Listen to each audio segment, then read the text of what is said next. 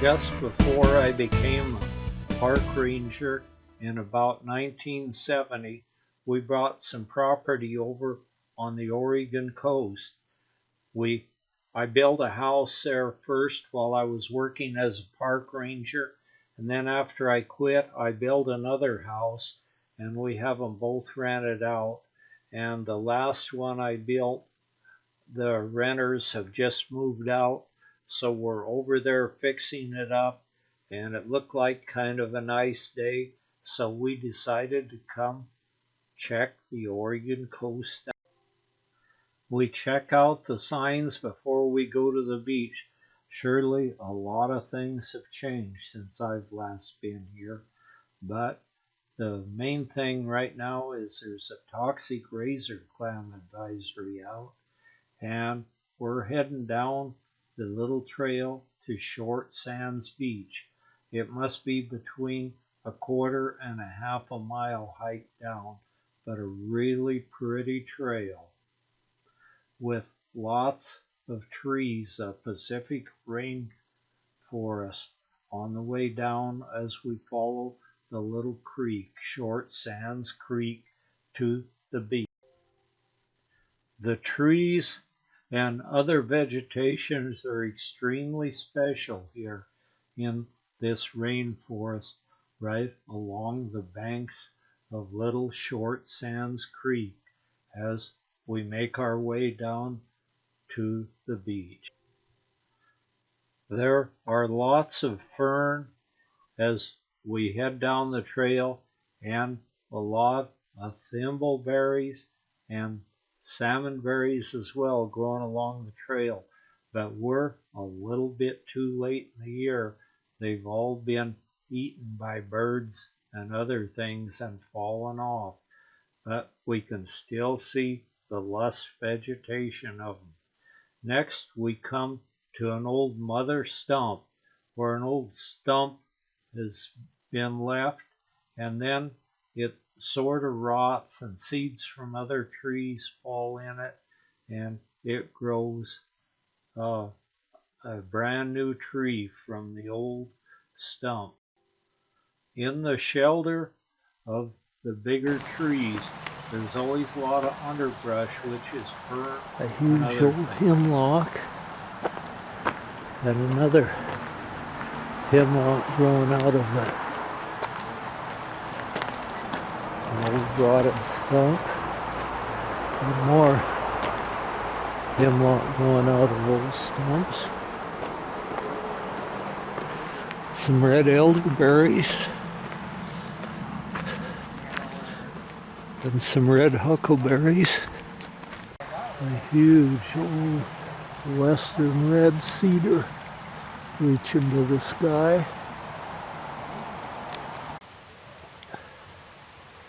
Another big old stump with trees growing out of it way up high, and then they send their roots clear to the ground.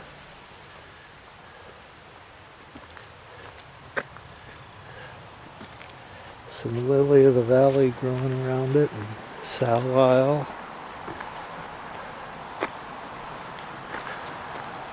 Skunk cabbage growing along with the colt's feet and the deer fern, bracken fern, and the sword fern.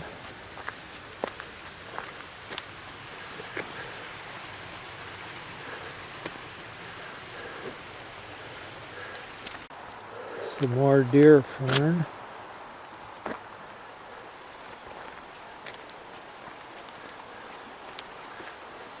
Even a big old stump there with trees growing out of it.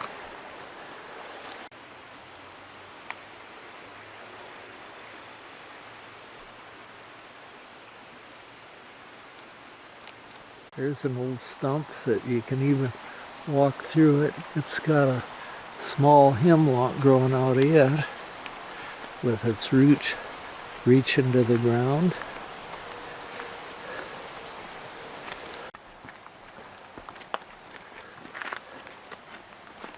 Two trees competing with each other of different species. One of them's a western hemlock, and the other is a western red cedar.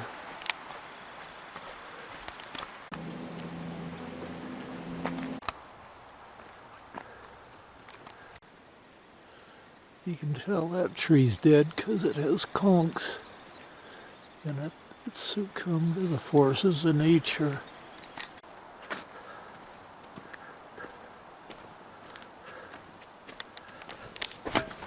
The old stump right in front of me apparently has fallen victim to a logger's crosscut saw years ago. There's the hole in it that was made by boards they stood on. They called them springboards. And now it's got some new stuff growing on top of the stump.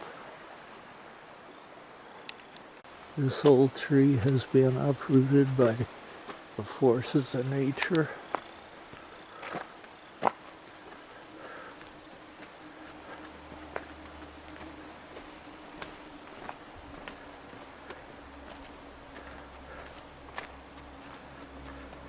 And now it's playing host to a whole bunch of little hemlocks.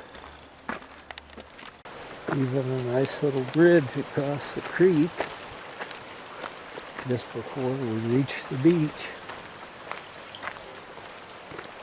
I remember when the parks used to provide a wheelbarrow and you'd wheel your camping gear down to the beach and camp right down here in the rainforest next to the beach. But I see they're not allowing that. A couple of informational signs.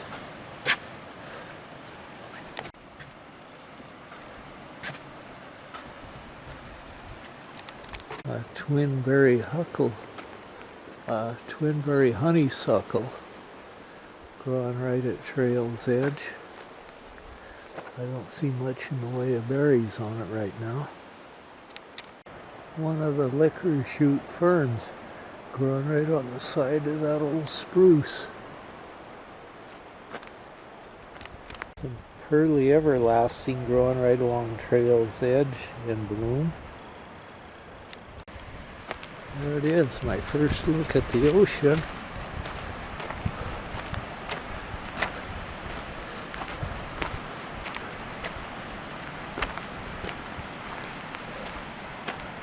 A bunch of very interesting old spruce growing right along the edge of the beach, sort of a protected area here. A bunch of old logs have drifted up in this cove where Short Sands Beach is, and the surfers are out there trying to find that perfect wave.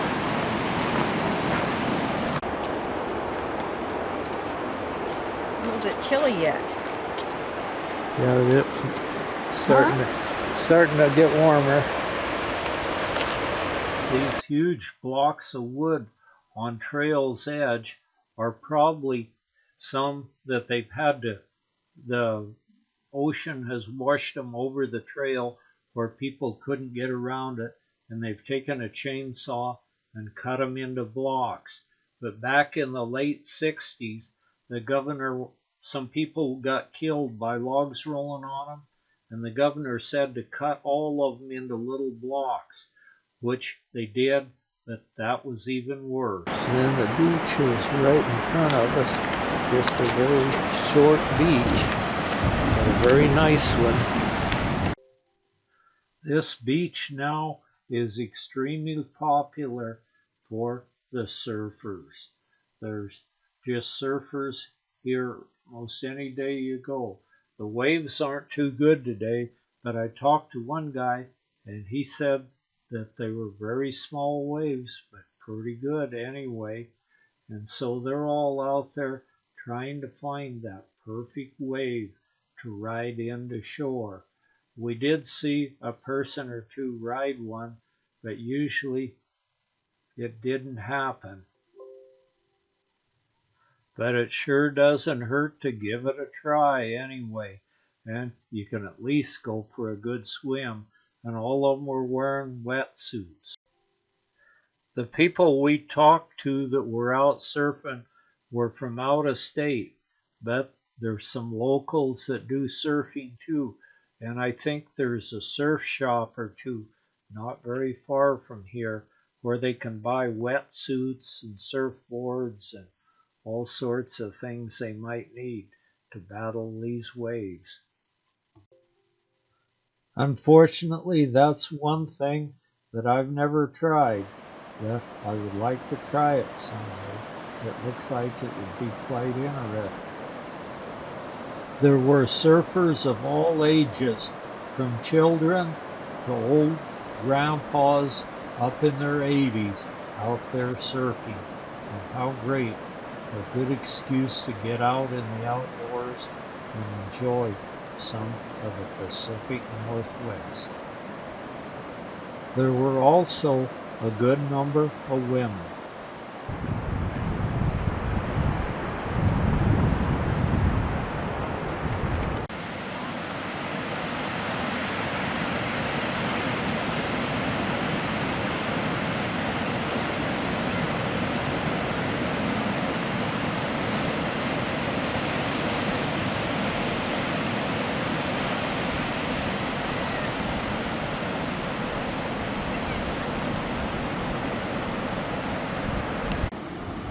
Ravens track, and there's the seagulls track. Everybody's making tracks on the beach, and some kind of a little rodent track all over the place here.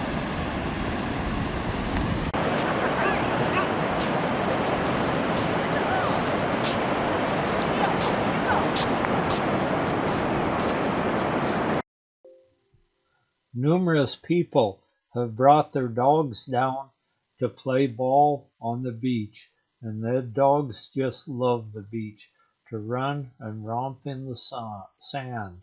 There's some folds on the hillside just along the beach, showing the force of nature when this was laid down, and also a razor clam shell. There are some razor clams on the beach, although the season is closed a lot of times, and right now there's a poison algae so you're not allowed to take them now, and it might kill you if you get one. But there's some tilted strata here where the sandstone you can see the different layers that have made up the hillside around, and those little scratch marks on the rock, sort of little dark spots on the rock, I think they're some kind of a fossil, but I don't know what. And right on the edge of the beach is a good place for some pretty flowers to bloom. There's some spots where caves have eroded out of the stone on the edge of the beach, and some of them are quite nice. I even went in one. I just hoping a big wave didn't come and catch me while I was in there, but the tide was out pretty good, so it was pretty safe. So I'm going to go in and take a look and see just what it looks like inside this cave. It's just slightly softer stone that the water's eroded away, and it goes back in here a good little distance in sort of a fault in the rock.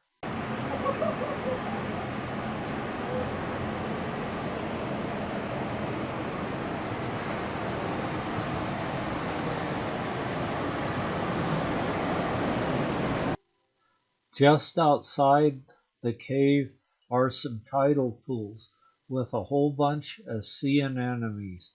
These are sort of full of sand and look kind of droopy, but when the waves come in, when the tide comes in, they'll come to life and start feeding.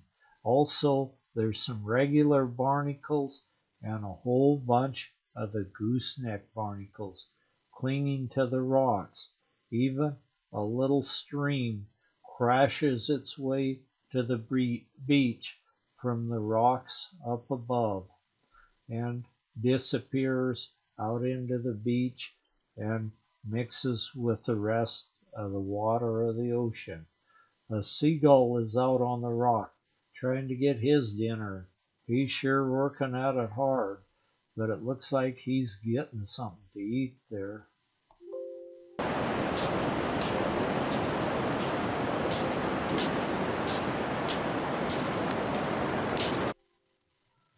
Something has killed off a whole bunch of barnacles, and the fragments of their shells turned the beach white for quite a little ways there. I don't know what it was that killed them, but the surfers are still out, and here comes Marge. She must be about ready to leave the beach. She's got her trusty walking stick, but she laid it down someplace and lost it. It was probably right here, where we were taking pictures of this old log that's drifted out there for who knows how many years, and it's completely hollowed out by boat worms. They're a pretty good sized worm that sort of like a little clam that drills holes in whatever wood they can find. As we leave the beach, we see a lot of vegetation. There's a bunch of blackberries, and oh boy, that looks like I'm going to have some dinner there. They look nice and ripe. I can pick a few of them.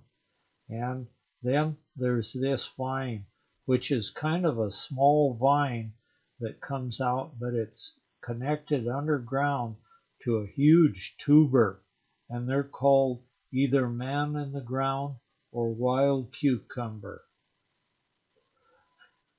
And they're growing down along the beach. Occasionally these tubers will erode out by the ocean, and then they lay on the beach, and they're as big as... And they're absolutely huge. There's one of the fruit from it.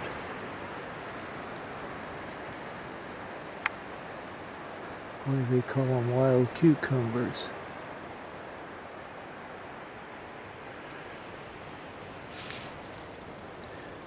Fruit from it. A few salal berries. The bear sure like them, and also they do make fair jelly. They're awful seedy though.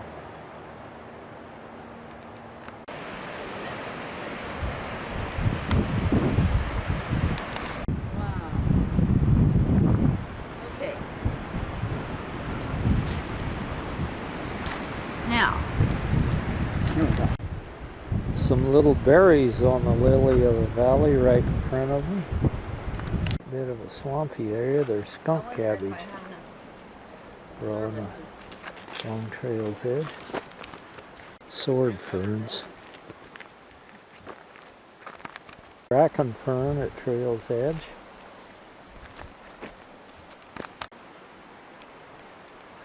There's a huckleberry tree with even very few huckleberries on it. Some viney maple growing along trail's edge.